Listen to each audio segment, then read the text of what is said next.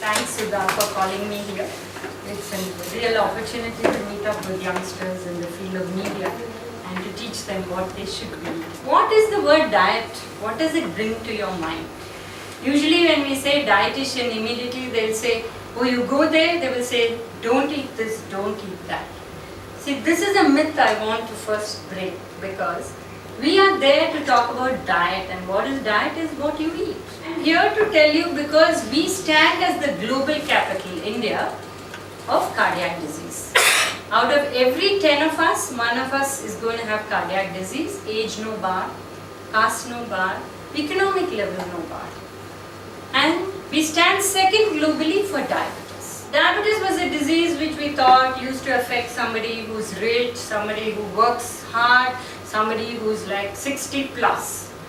Today it starts at age, even when the child is born. That's not the diabetes we are talking about. We are talking about a diabetes which comes to people because of some lifestyle that they are leading. And that starts at age 13 in metro cities.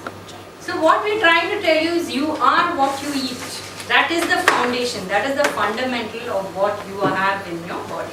So what is this changing urban nutrition scene which is affecting us? We are a traditional country, we are very cultural in what we do, but there are certain things we have changed, and one thing which we've changed a lot is the way we eat. So what are the lifestyle parameters? These are the various issues. One is sedentary lifestyle. We are in the remote age. We use, remotes for anything, even to open the door. That kind of situation we are in. So we are absolutely sedentary. If in any group we ask, is anybody really working hard? Among 1,000 people, maybe one or two who really exercise a lot. So sedentary lifestyle, too much of junk food, food eating out of packets or brought in food. Like in our questionnaires we used to ask, does anybody eat out often? But today we are rephrasing that question. Do you dial in often? Because that's the same thing, right? Many of us eat out at least 4 times a month. Can we put up hands? Daily. So look at the numbers. So in our country what happens? You eat out, there are two things. Let's just take the example of idli. I make idli at home, it's 30 to 40 calories. The moment I step out and have that idli, it jumps up to double the amount. 60 to 80 calories. Why? The way they make it. At home we grind both the flours. There they grind only the urad dal. We just add idli rice and they put soda and they make it. That's one. Second, it's a sin, isn't it? How can you eat out idli and not have vada, right? So automatically that comes in. Right? So there are a lot of people in the Marina Beach Walkers Association. They walk from 4 a.m., they walk from home 3 a.m., they go, all that they do at 6, 7 o'clock or 5:36, they are at some restaurant having coffee, which is like tattipal. The milk has boiled for more than an hour. It's thick milk and the coffee plus it's pongal vada that they have. The diet is what we eat. The lipids, or all of us talk about a lipid profile, they talk about good cholesterol, bad cholesterol, all this kind of stuff, is because what you eat decides every one of those parameters.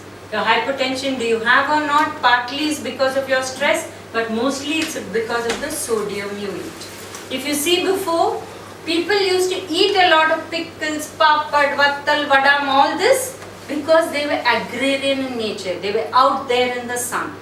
You continue to eat like that, all the rich high salt foods, but you stay in artificial environment. So you're not sweating at all, but apart from the normal salt that comes, you are also adding on with packaged foods, which are full of sodium in different forms. So that is why blood pressure again is hitting at age 18 and 19, not 40 and 50 as it was before. Obesity and diabetes are linked to each other. Today everything is linked to obesity, because that is one of the major issues we are facing.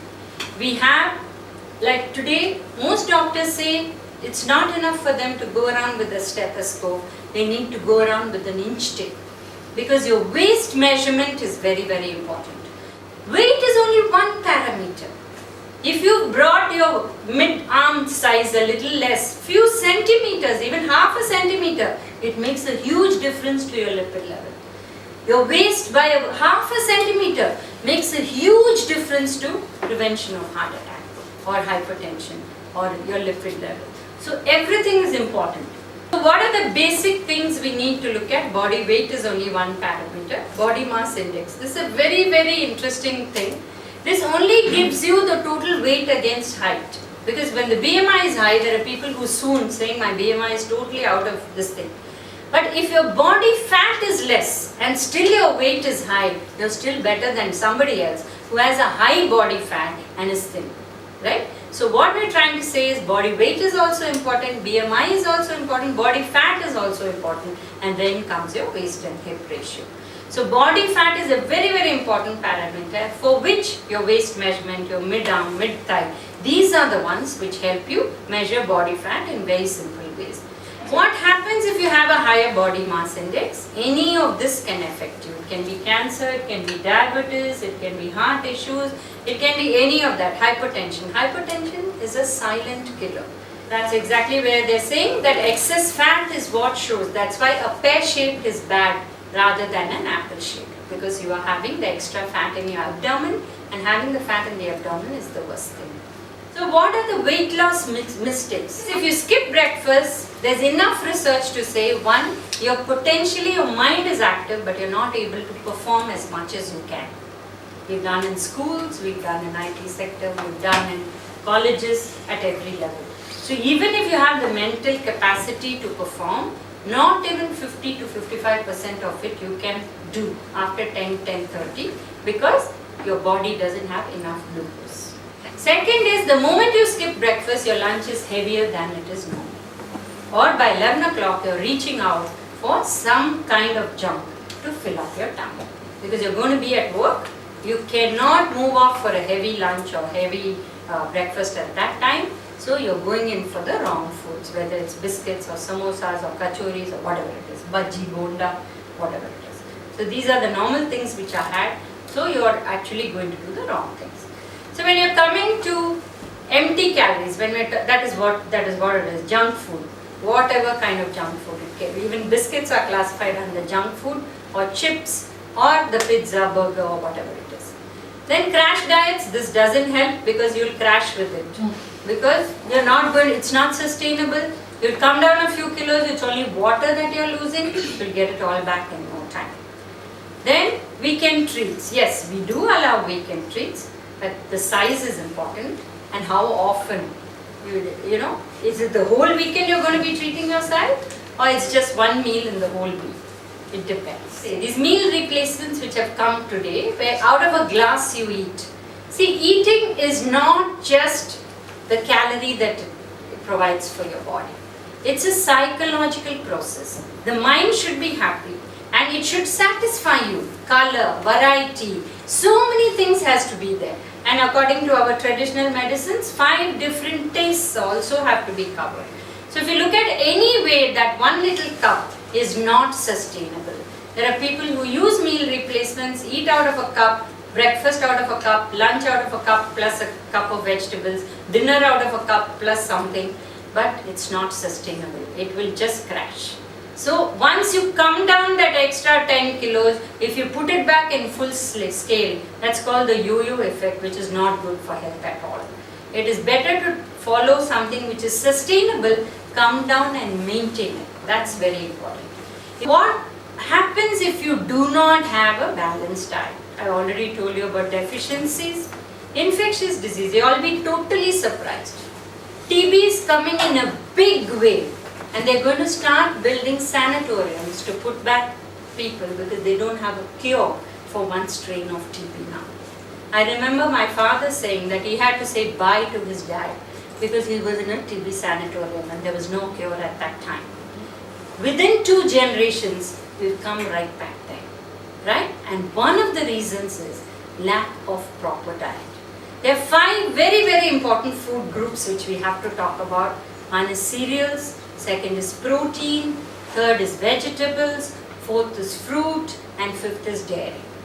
And the protein part can be dal or can be the non-vegetarian foods. So these 5 foods, every one of them are important. Just like without any of these fingers, we can't operate. So each one has a role to play, and it's important. And most people are not eating protein today, and that could be the reason. Like Sudha was mentioning, a lot of people have allergies today. One of the reasons could be your protein is so bad in your diet that it kickstarts these kind of problems. Today we live in such a clean environment, but the infectious diseases that we are getting, or the allergies we are getting incurable. Because in the system, we need these kind of organisms like probiotics. This is the word you're hearing buzz all through the media all the time. If we can set our curd and have it properly, we don't really have to go to the level of having these probiotic products. But today, who's setting curds? People don't even have time to set the curd at home. Do you believe this? The curd at home has 30,000 different organisms. Your probiotic products have 3 organisms. This is the trade-off you're getting. But today, because people are not eating, the number of organisms needs to be increased to fight an autoimmune disease or an allergy or something like that, and hence these products are being brought in for these kind of things. So we need to set our curd, we need to buy our lime, and we need to use it the right way, and it's as simple as that. So lifestyle related diseases are there, deficiency diseases are, and infectious diseases. So the cause is imbalances. We need everything, pulses, a little bit of salt. There's somebody who goes totally off salt or totally off dairy. So we need to work with them to find out if you move dairy out of a vegetarian diet. Dairy means milk and milk products, calcium. There's no way you get absorbable calcium in a vegetarian diet. Your kira has lots, ragi has lots, but it's designed in such a way that the way we cook it and the way we eat it, not only 50% of the calcium is absorbable. The rest of it goes down the body. In the name of losing weight, in the name of throwing out milk out of your diet, it's not very prudent what you're doing. So what are the regular servings? This is the latest ADA plate. They had pyramids, but nobody understood. So we hope the plate somebody would understand. So when we talk about it, we say half the plate, fill it with fruits and vegetables. If we ask anybody for a 4-member family, how much of vegetables and fruits do you buy? They'll say maybe quarter kilo, maybe 200 grams. And the same family, you ask them how much oil do you buy? They say maybe 3-4 liters a month, right? So we need to flip the numbers. We need to have per person almost quarter kilo of vegetable and fruit coming in for us to get so much in your plate. Half is whole grains, or if it's white rice, you need to increase your vegetable to increase your fiber, and 50% should be protein, and that is quarter. Quarter should be protein, quarter whole grains, and the dairy is also there. But most of us are not eating like this. We really need to think what we are doing. A lot of us do audits. We file our IT. Do we ever take an audit of what we are eating? Of the calorie audit, or protein audit, or fat audit, or vitamin audit, we never do. I think once in a way it's a good idea to do. What is it that we're eating? How much of what food are we buying? Are we spending more for cereals, or protein, or vegetables, or fruits, or for the junk food that comes into the house? So it's very important to think about that. Basically, we are saying you need to make some very good commitments to weight loss if you want it to happen. Use a lot of water, portion control is the way forward, and mindful eating. Regular exercise. There's nobody who's excused from not doing exercise. Thin or fat, old or young, everybody needs exercise. Adequate sleep, very, very important. 7 hours is the prescription. You really need to do it. Adhere to regular timings. That's very, very important, because if you eat basically 3 large meals, your breakfast, lunch and dinner, as sizes prescribed to you, and 2 snacks, I'll tell you what you can eat at 11 and 3, you're safe. You will not put on weight. Not only food, exercise is important, sleep is important, sunlight. 10 to 15 minutes exposure to sunlight. All we had to is stand under the sun for 15 minutes and we would get it. But today, we don't even see the sun for 5 minutes in a week. So this is the problem. So sunlight is important, exercise, de-stressing, food, sleep, everything is important. Thank you very much.